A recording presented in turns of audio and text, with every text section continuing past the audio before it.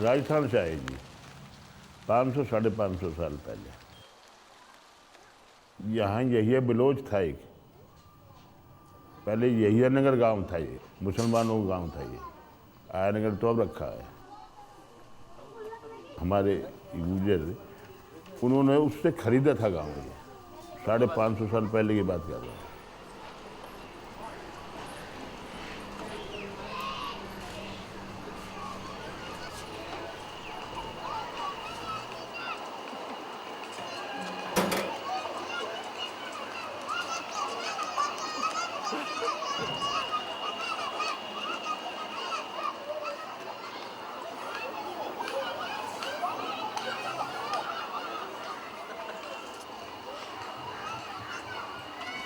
हम 10 जून 1991 में आर के पुरम से रिटायर होके यहाँ आ गए।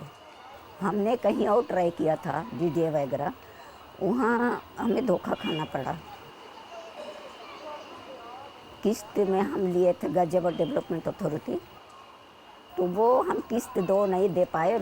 सडनली हमें पैसा रिफंड हुआ, तो हम फिर सोचने लगे अब जाएं कहाँ, रिटायरमेंट का टाइम आ रहा है। फिर हम इधर लिए।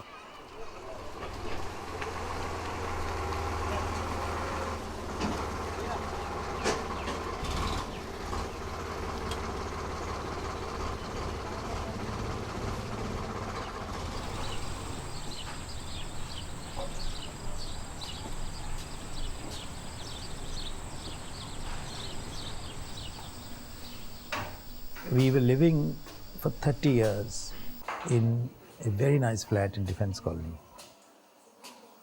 I was a sort of slightly honest architect, I think. So there was no way I could afford to live in South Delhi.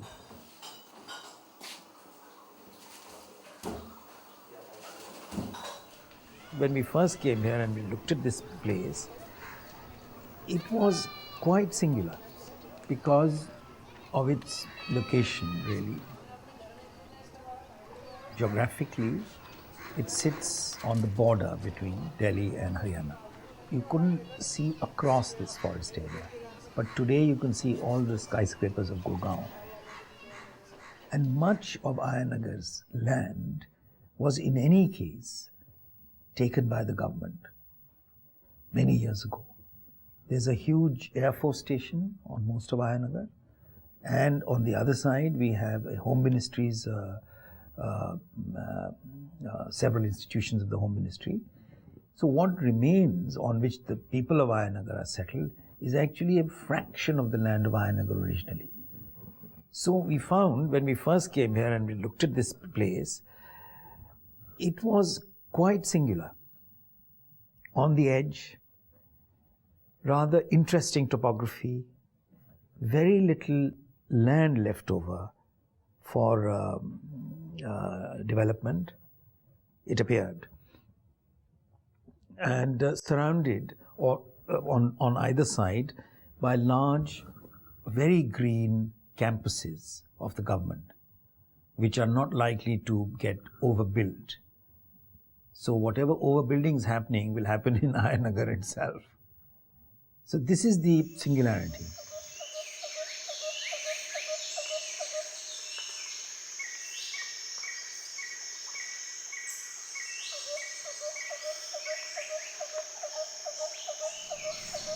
लोग जो है गाय भैंस ज़्यादा रखते थे और कोई काम नहीं था, जो जंगल पड़े थे, तो जहाँ अच्छा जंगल देखा वहीं बस गए।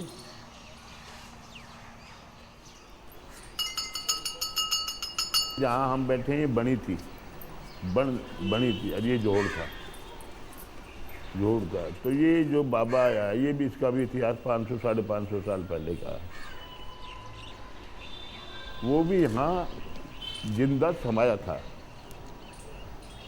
समाधि ली थी इसने, जो कि हमारे बुजुर्ग बताते हैं।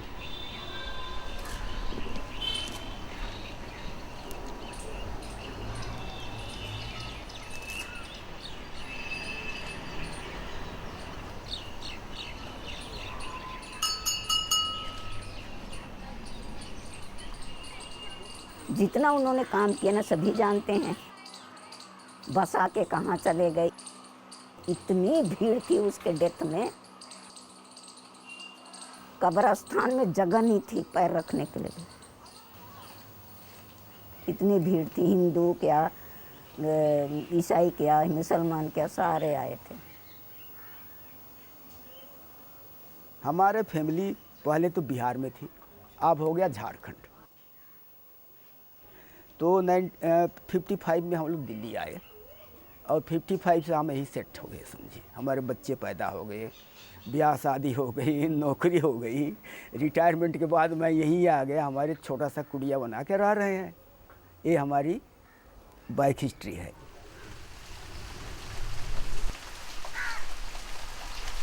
It took me a long time to get used to the idea of moving here. I mean, I resisted it for several years.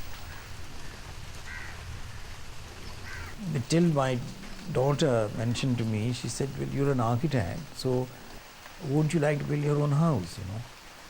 And I think that sort of did the trick.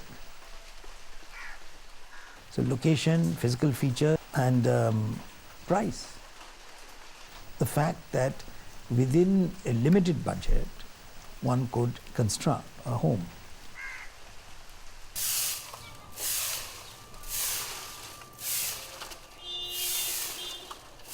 When we move here, apart from the fact that there's no proper road, then there was no water supply. Electric supply, we could get a temporary single phase supply. No sewage, no way of dealing with our water. But more than that, the other problems were the fact that it was kind of lonely and out of the way.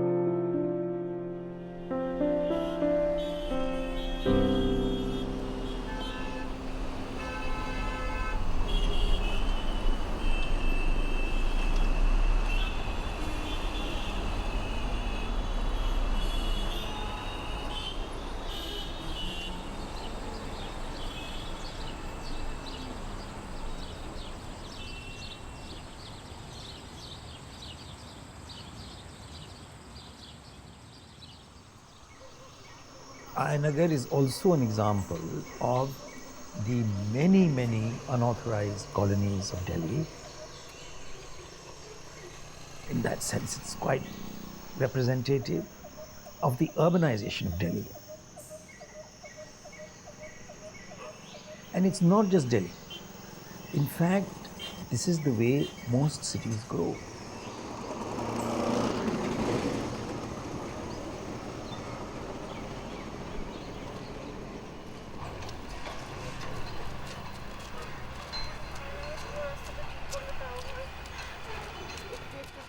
Like here, we have a village, an old village, which has evolved very slowly, organically over time, and which is the kind of heart of the settlement.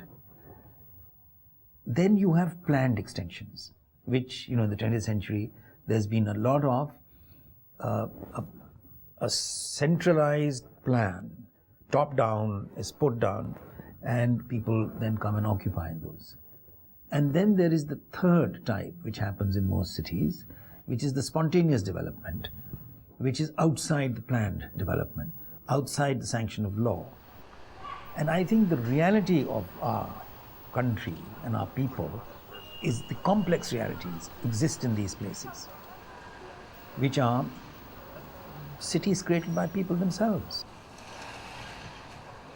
And this is happening all over the country. ये जो बसाया धर्मवीर नेता, इस ज़मीन को उसने खरीदा, वो था टेलीफोन एक्सचेंज में। फिर पता नहीं क्यों छोड़ के फिर ये काम करने लगा। ये धर्मवीर से परमिशन लिया कि हम सोसाइटी बनाएंगे। पहले तो उन्होंने मना किया कि मेरी जो क्या बोलेंगे प्रेस्टीज डाउन हो जाएगी करके, फिर खूब लड़ाई किए। आगे जाके पब्लिक बढ़ेगी तो आप कब तक वो करेंगे, हमें सोसाइटी बनाने दो। फिर उन्होंने सोसाइटी बनाया, फिर जाके फिर धीरे धीरे धीरे कागज़ पत्र करके फिर ये नक्शा पास करवाया, नक्शा बनवाया। नक्शा पास करने के लिए टाउन हॉल जाना पड़ा, चांदनी चौक। हाँ, ये सब बातें हुई। एलजी ऑफिस में वही डॉक्टर लामा का क्लास फेलो जो था वो पीए था एलजी का, उसके थ्रू फिर यह आयनगर लिस्ट में आया, अतः अनऑथोराइज कॉलोनी के लिस्ट में। नहीं तो पहले किसका नाम और कोई जानता ही नहीं था। आयनगर बोलने से हाय कहाँ। हम लोग 5 घर थे इस इधर कॉलोनी में, और कोई ब्लॉक नहीं था, जंगल। बहुत सताया, बहुत बिजली के लिए, पानी के लिए। कितनी दूर से हम पानी लाते थे। क्यों? बिना बिजली के ट्यूबवेल चलता नहीं था, तो हम दूर दूर से पानी लाते थे, छत में सोते थे गर्मी में। बहुत तकलीफ झेला बेटे, बहुत। ब्रिटिश टाइम में इन्होंने कुछ ऐसे कर दिया था इन गुजरों ने, मार धाड़ कुछ, वो ब्रिटिश गवर्नमेंट के कुछ कितने आदमियों से। उसके बावजूद ये गांव जब्त कर दिया, बिल्कुल जमीन वमीन खत्म। जो गांव जब्त कर दिया था तो बेदखल कर दिया जी सब।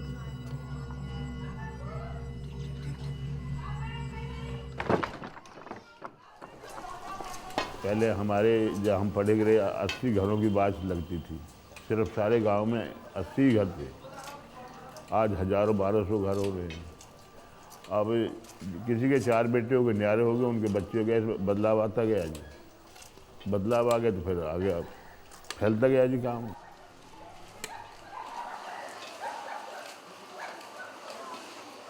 वो तरक्की नहीं हुई है जैसी तरक्की गांव की होनी चाहिए थी।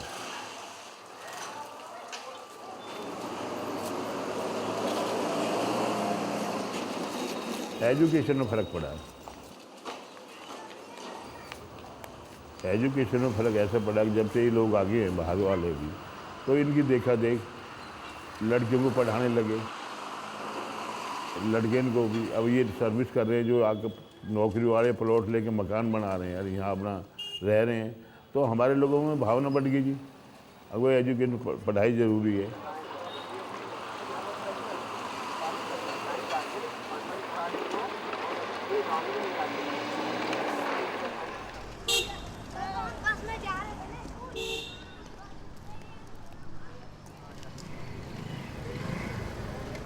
और कुछ ये कॉलोनी आ गई, अब यहाँ डीएलएफ वगैरह मॉल वॉल बन गए यहाँ, तो लोगों को रोज़गार मिल गया। देखा देख ऐसा हो गया, इनसे फ़र्क पड़ा है जी। एजुकेशन में तो फ़र्क पड़ा है।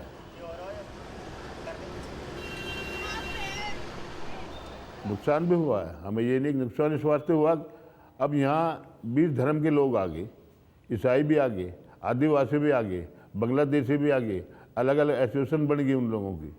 तो वो पहले तो गांव में एक था जी, एक जगह किसी ने कह दिया पंचायत के, वहीं अपना डिसीजन ले लेते। अब इनकी एसोसिएशन अलग बन गई, नुकसान ये हो गया।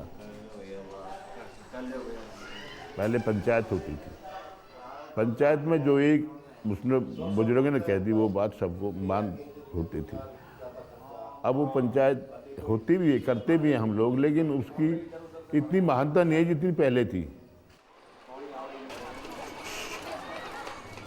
पहले नहीं था ऐसा। आजकल की जनरेशन पढ़ी लिखी जनरेशन होगी, अब पहले तो बड़ी मानता थी, अब वो बात नहीं है बाबूजी। अब तो हर आदमी, मतलब पहले तो एक ही चौधरी रहता था, एक ही प्रधान, उसकी बात पर सारा गांव एक ही जगह वोट देता था, बैलों की जोड़ी रहती थी, उसी पे एक आदमी ने कह दिया उसी पे थी। जनसंघ वर्ग तो बाद में आई है। अरे अब कौन है, अब तो घर घर के, आपकी जनरेशन ऐसे हुई कि 4 बेटे हैं, वो अलग, ये अलग जगह जा रहा है, ये 2 अलग जा रहे हैं, तो मतलब वो बात रही नहीं। जैसे पहले एक इकट्ठा कुटुंब रह गया, इकट्ठे वो रह गए, वो बात अब इतनी रही नहीं है जी। ये तो चोर गांव था, सिलेंडर चोरी करते थे, किसी का सरिया गिरा वो उसको चोरी करते थे, करप्शन भी बहुत ज़्यादा थी, बहुत डरते थे हम। दरोगा SHO से मीटिंग करना, PCR से मीटिंग करना, फिर यहाँ पर PCR घूमती थी, अब तो नहीं है, पहले तो बहुत रात को चक्कर काटती थी। बहुत बदलाव हुआ, करप्शन गया और चोरी भी कम हो गई, लोग रहन सहन सीखने लगे, बहुत बदलाव हुआ यहाँ तो, आकाश पाताल का बदलाव हुआ लोगों में, डेवलप में। फिर धीरे जब पानी बिजली जहाँ आए वहाँ ना आए बसिंदे, आ गए भाई, तो बिजली पानी जब तक नहीं था कोई नहीं आता था बनाने के लिए, धीरे धीरे आना शुरू हुआ, मकान बनाते गए, आते गए, बनाते गए, आते गए, ऐसे हुआ। केरला साइड के, साउथ इंडियन बोलो, यूपी, जहाँ मर्जी, गढ़वाली, पहाड़ियों के, झारखंड के, छत्तीसगढ़ के, सारे, राजस्थान के, बंगाल के, कम से कम मेरे ख्याल से 1.5 लाख तो होगा, पूरे भारत से यहाँ आए हैं।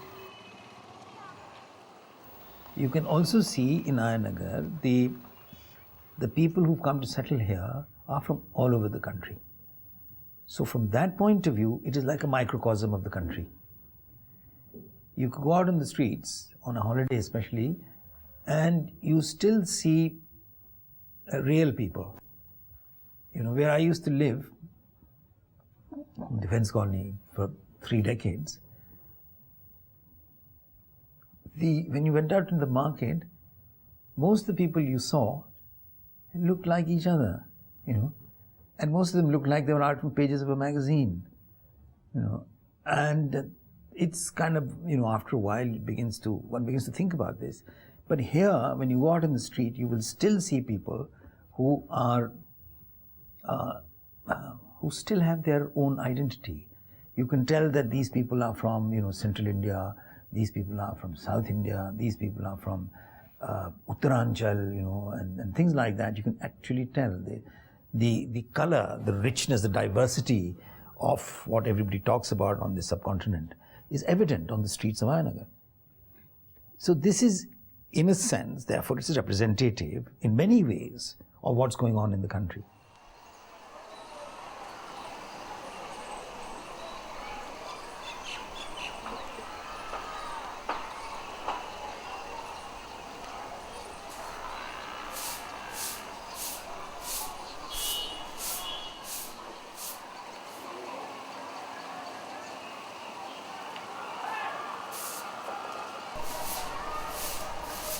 मुद्दे सबके, उनके भी यही है, हमारे भी यही है। मतलब कहने का ये, जो कठिनाई हमें पाने के लिए उनको भी है। बढ़ोतरी होनी है जी हर गांव में, हर चीज़ में। अब ज़मीन भी, पहले ज़मीन भी अब इतनी नहीं रही। पहले तो ये कि 50 बीघे की ज़मीन थी, तब उसके 4 बेटियों के 10-10 का बच गई। और ये कॉलोनी तो अभी 10, 15, 20 साल तक अब हुआ है। अब गांव वाले भी क्या करें, अब गांव वालों की आबादी रहेगी थोड़ी, इनकी होगी ज़्यादा जी।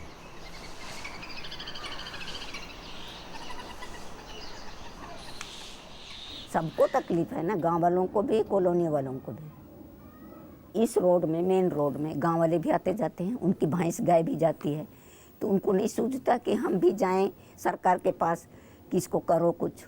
केवल कॉलोनी का हक है, कॉलोनी का केवल काम है।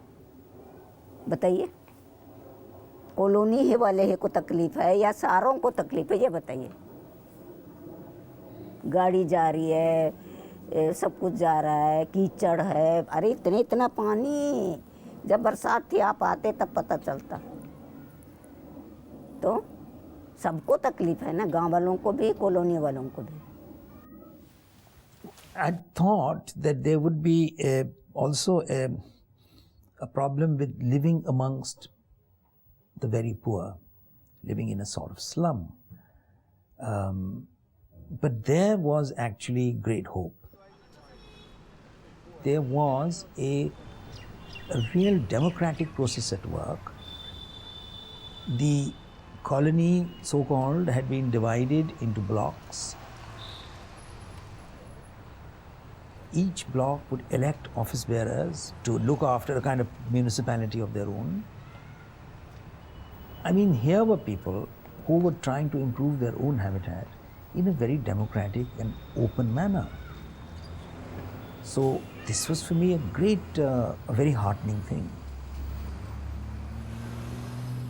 The fact that they were poor, the fact that they were, economically at the bottom end of society, and that they were able to create a healthy society for themselves.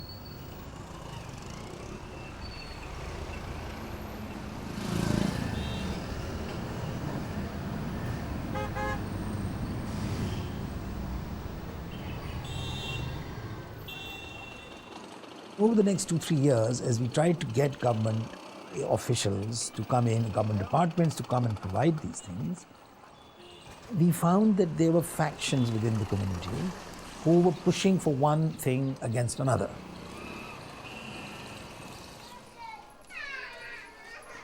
Government authorities complained that the village people are actually quarreling with each other.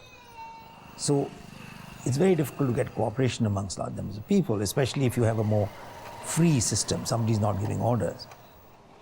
We said, let us try and find the one thing. Is there one issue on which everybody will be agreeable?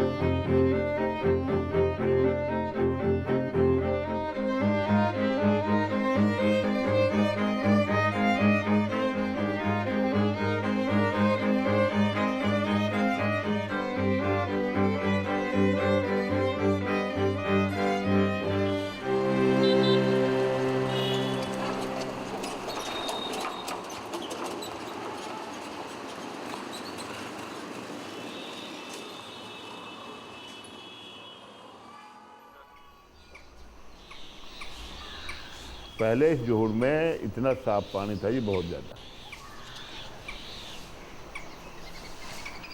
जोड़ के पानी से लोग अपना भैंसों का, गाय का, वैसे भी, और तो कि शादी के चावल भी इस जोड़ से, बहुत साफ पानी था, नीला पानी। कुआं तो गांव में एक ही था, सारे गांव में।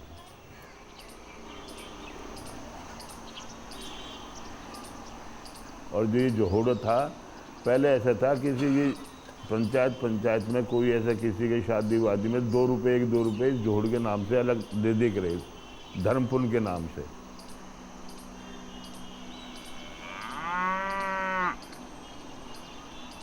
पंचायत में किसी को दंड भी किया, चले 2 गड्ढा खुदवा दो उसमें जोड़ में, ये तुम्हें जुर्माना है।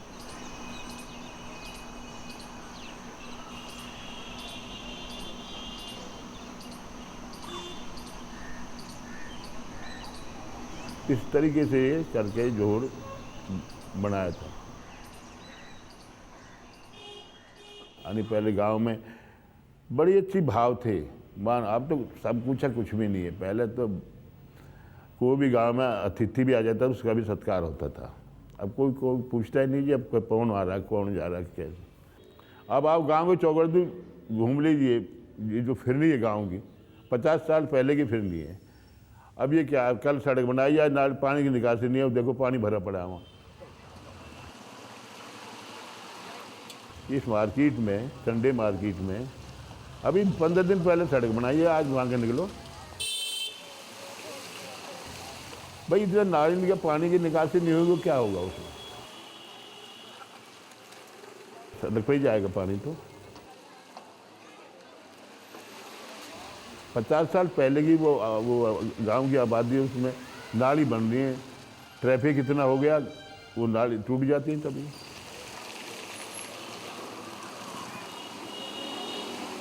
पानी की निकासी करके पहले पानी को निकालो तब सड़क बनाओ।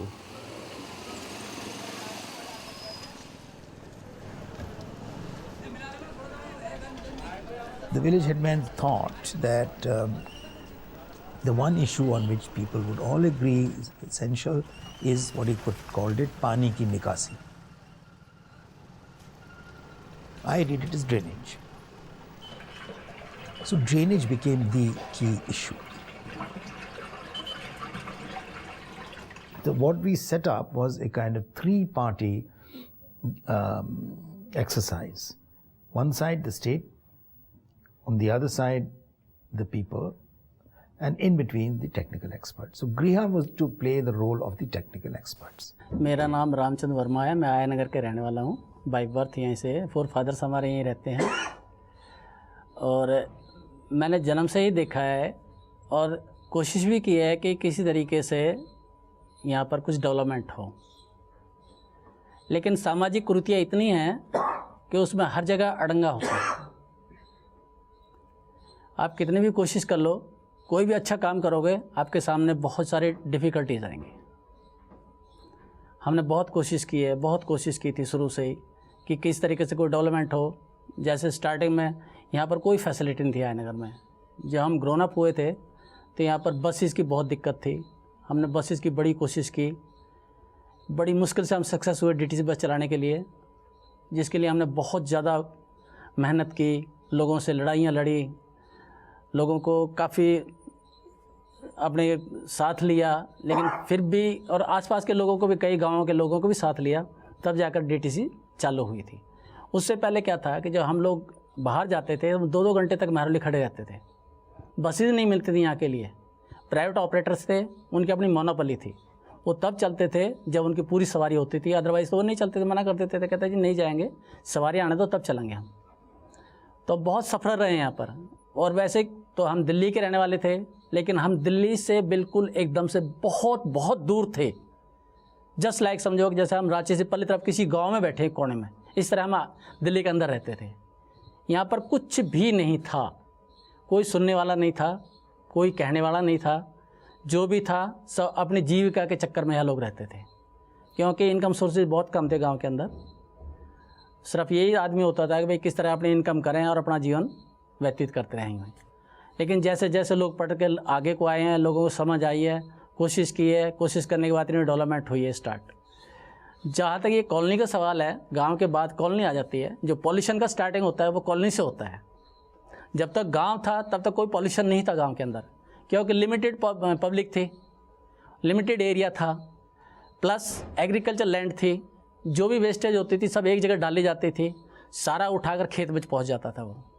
लेकिन उसके बाद क्या है कि बाहर के लोग आना शुरू हो गए, यहाँ पर कॉलोनी बनने लगी हैं। जब कॉलोनी बनने लगी तो नेचुरल है उन लोगों के लिए कहीं जगह नहीं थी कोई भी कूड़ा फेंकने के लिए या कोई ऐसी चीज़ करने के लिए कि जिससे कोई बाहर कर सके। उनका लिमिटेड एरिया था, एक प्लॉट, उसके बाहर जो जाएंगे तो नेचुरल कोई ना कोई उनको कुछ बोलेगा, कोई कुछ कहेगा, या रात में बेरात में इधर उधर कोई ना ऐसी वेस्टेज या कोई और चीज़ दूसरी करेंगे एक्टिविटी वो। तो इस चक्कर में ही ये पॉल्यूशन स्टार्ट हुआ यहाँ पर। तो एक नेबरहुड को लेके उसमें हम लोग अपना जो सैनिटेशन का काम है वो डेमोन्स्ट्रेशन तौर पे करें, सैनिटेशन, सॉलिड वेस्ट डिस्पोजल, और जो पानी जोहड़ में ले जाएं फिर से साफ पानी। तो हम लोग इसकी एक स्कीम तैयार करने के देखिए, करने के लिए तो गवर्नमेंट के पास स्कीम्स हैं जो पैसा उनसे सैंक्शन, मगर उनको स्कीम देनी है कि इस किस तरह किया जाए। क्योंकि अगर हम म्यूनिसिपल कॉरपोरेशन को दे दें या इरिगेशन फ्लड कंट्रोल जो कि एजेंसीज हैं गवर्नमेंट की, वो डिज़ाइन और प्लानिंग नहीं करते, वो तो खाली टेंडर कॉल करके ठेका दे देते हैं कि भाई जो करना है कर लो। तो इस तरह नहीं हो सकता ये काम। अभी तक हो ही रहा है, अब देख ही रहे हैं हम लोग उसका क्या नतीजा निकलता है। वो परमानेंट काम नहीं होता है, वो टेम्प्रेरी हो जाता है कि भाई ठेका तो दे दिया, थोड़ा बहुत दिखाने को काम हो गया, जैसे आप भी कह रहे थे वर्मा जी, वो कागजी काम हो जाता है, मगर असली काम नहीं होता जो कि मुकम्मल हो, जो कि साल ब साल हम लोग उसको इस्तेमाल कर सकें। We could therefore provide a multidisciplinary team to translate the requirements of the local people into something doable so that government could then implement it. And the first demonstration that we are trying to do is the demonstration of the drainage. How we can put in drainage facilities in one neighborhood or another. So without interfering in people's lives, how can we put in a public health system? This was the challenge before us.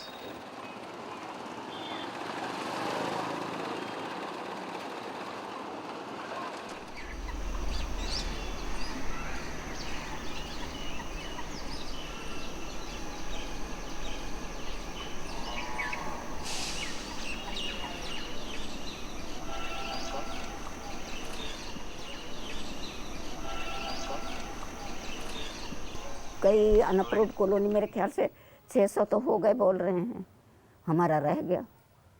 करना चाहिए ना सरकार को, उनको facility देनी चाहिए। Develop का मतलब वही हुआ ना, अप्रूव्ड का मतलब वही हुआ।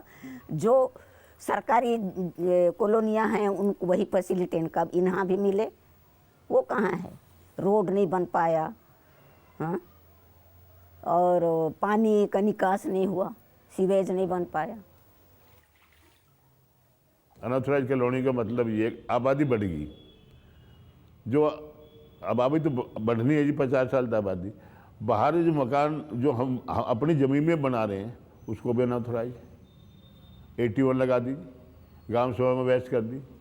ये 81 है क्या? 81 किसके लिए है ये? अरे जो हमारे बाप दादा की ज़मीन, हम उसमें मकान नहीं बनाएंगे, हमारे जब बढ़ोतरी तो बच्चों की भी हो रही है, सबकी हो रही है, जाएंगे कहाँ? वही अनऑथराइज है।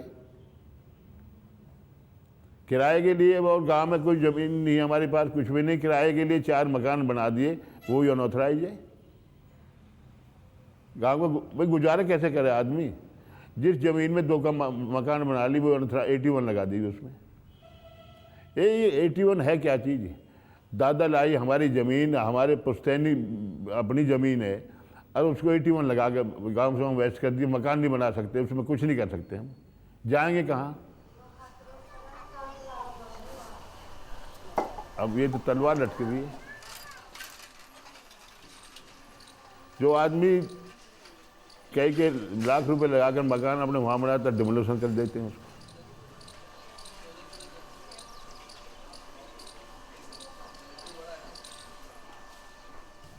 एमसीडी वाले लगाते हैं, पुलिस वाले लगाते हैं, और वीडियो वाले लगाते हैं, सब जाए कहाँ?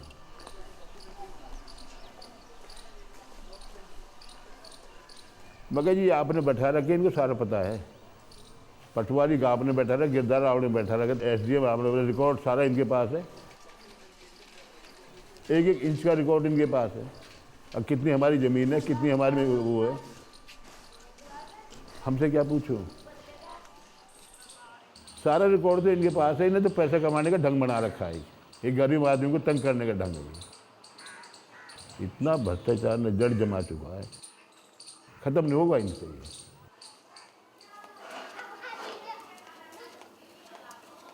When I first came here, I took the term unauthorized colony to mean what it does on the surface, which is that it is not authorized by law. Then the next step is that unauthorized means it's illegal. What is the genesis of not just this colony, but colonies like this? The fact is that India is urbanizing at a fairly rapid rate. After independence, there was a huge influx of migrants into Delhi, and the government made heroic efforts to look after the people and in fact settled lots of people in Delhi. But the migration didn't stop at that time. So Delhi then started to attract migrants from all over the country. The government was not able to do enough to cope with the numbers of people coming in. And although there was a large amount of planned development which happened in New Delhi, there was a huge amount of unplanned development which also went on. And I call this spontaneous development. It was what ordinary people coming into the city had to do in order to survive, in order to live. And so they go to the peripheries. And some one bus service comes here. So on the strength of that, people come and start settling and building their houses. In a way, the state is forcing its own citizens into a life of illegality. 1/3 of Delhi's population today is living in these spontaneous settlements. In the last 20 years, whereas Indian cities have been growing at the rate of 4% annually, slums within cities have been growing at 8 to 10% annually. And I'm sorry to say, the planning authorities, they're in denial mode. My concern is that, we've had towns developing on the subcontinent for perhaps 5,000 years. Indus Valley civilization evidence, archaeological evidence shows us very ancient towns, well planned, well organized. And somehow most of what I can see, most towns were developed on the basis of public health as a principle of which drove the whole planning, the development idea, that when people came to live together close to each other, it was extremely important for that public health should be maintained. Drainage was always an issue. But in the 20th century, somehow, what happens is that urbanists, urban development, people interested in urban development, start talking about mobility as a great driver of town planning and urban development. And the idea of people moving and transportation became very important.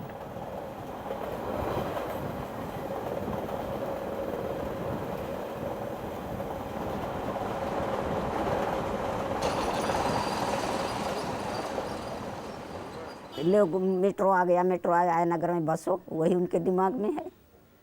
नहीं तो क्या फ़र्क पड़ा, हमें मीलों दूर जाना पड़ता है पैदल। यहाँ कोई रिक्शा, ना ऑटो, ना कोई गाड़ी, इतनी दूर जाने के एच वो लोग को दिखे वहाँ, इतनी दूर है।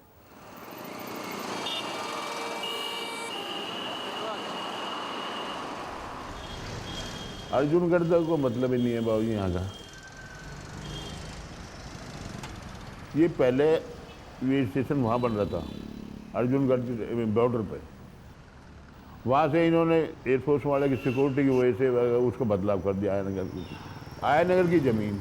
आयनगर रखो, जब सब जगह का रखा है तो यहाँ क्यों अर्जुनगढ़ रख दिया?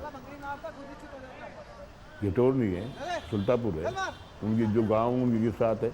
आगे अब चलिए वहाँ छतरपुर है, कुतुब पर चलिए, सबका ठीक है।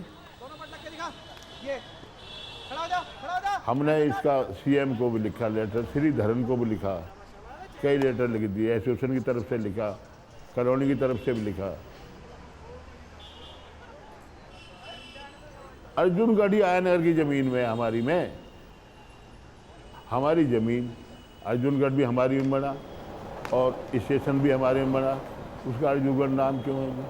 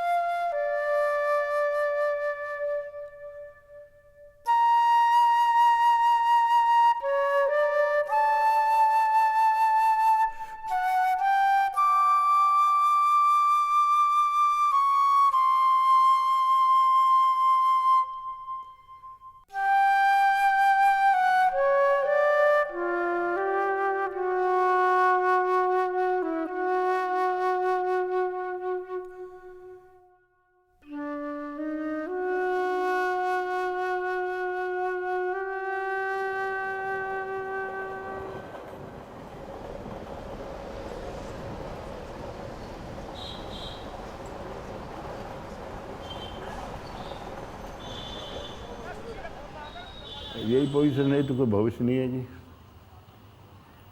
यही पोजीशन रहेगा। ये तो ऐसा है जी, 81 हटे, लाल डोरा बढ़े, कोई बदलाव आवे उसमें, लोग मकान भी बनाए अपना, वो उनकी तलवार लटक दिए, लाल डोरा बढ़ा दें, 81 हटा दें, सब कुछ खत्म है।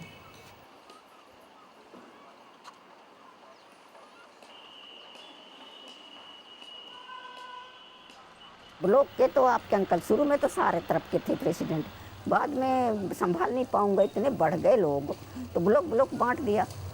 उसके बाद में सेंट्रल का अलग बना दिया। मतलब कहने का मतलब सारे ब्लॉक को कंट्रोल करने वाला एक अलग सोसाइटी है, उसको बोलते हैं सेंट्रल का सोसाइटी। तो कई बार तो गाड़ी कर के लिए लोगों को दिखाने के लिए अपने सोसाइटी के पैसे से कितना 20 रुपया लेते थे महीना, उसमें कितना कलेक्ट होगा, वो भी देने को राजी नहीं लोग।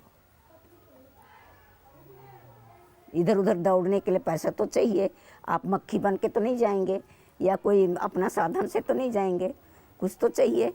तो 20 रुपया भी कलेक्ट करना, आपके अंकल को तो दे देते थे, बाकी को कोई नहीं देता था। ये ईमानदार है, उसको उनको पता था ये ईमानदारी से काम करता है ना। आज तक एक पैसा भी नहीं खाए आपका अंकल, ना चाय पिया, बस लोगों की भलाई भलाई। तभी आपके अंकल को सारे गांव वाले जानते हैं। अब तो दिख रहा है बेटे, अगर आगे और ऐसे ही रहा तो मेरे ख्याल से ऐसे ही रहेगा। आगे इम्प्रूव करना होना तो मेरे को लग रहा है मुश्किल लग रहा है। यही तो प्रॉब्लम है, पर लोग समझते नहीं इस चीज़ को। समझते हैं कोई कदम उठाएं, सारी पब्लिक इकट्ठे होके कुछ करें। अब क्या कैसे होगा बताइए, आप ही बताइए। हाँ, आप ही बताइए।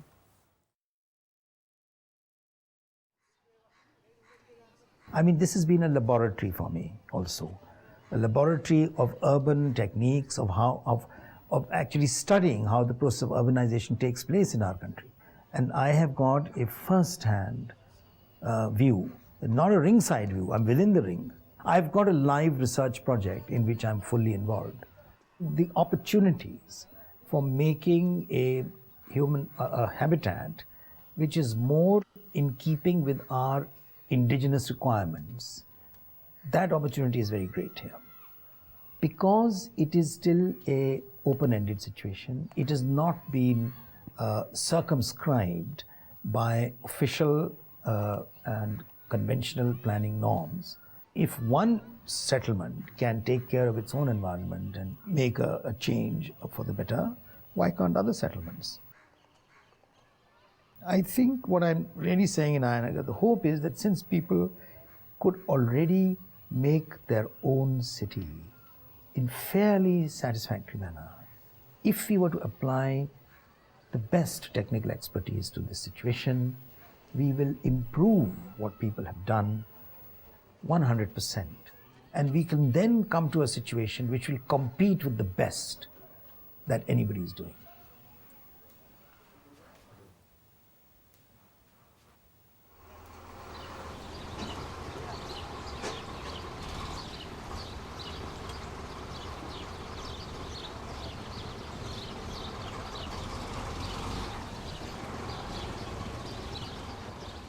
मिस्टर बसंता थे गांव के चौधरी और मैं प्रेसिडेंट था, तो इनका हमारा अच्छा ताल्लुकात है, कोई पुराने बढ़िया है। जब अभी नया जनरेशन आया और जब कॉलोनी के लोगों को देखने लगे, चलने लगे, फिरने लगे, तो हमारे साथ वो मिल गए, हमारे बच्चों से मिले, क्योंकि हमारे बच्चे तो हमेशा पढ़े लिखे तो अनपढ़ ही थे। तो हमारे देखा देखी इन्होंने खाना पीना, चलना फिरना, स्कूल जाना, बोलना चालना बढ़िया सीख गए।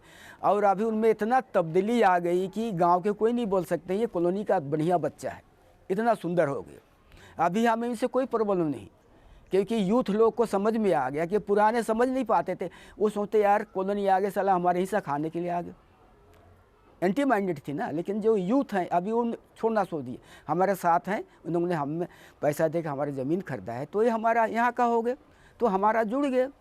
अभी जुड़ने से आप देख रहे हैं पूरा काम हो रहा है। तो मेरा ख्याल है हमारा आप जुड़ गए तो हमारा कोई भी काम में कोई रुकावट नहीं होगा।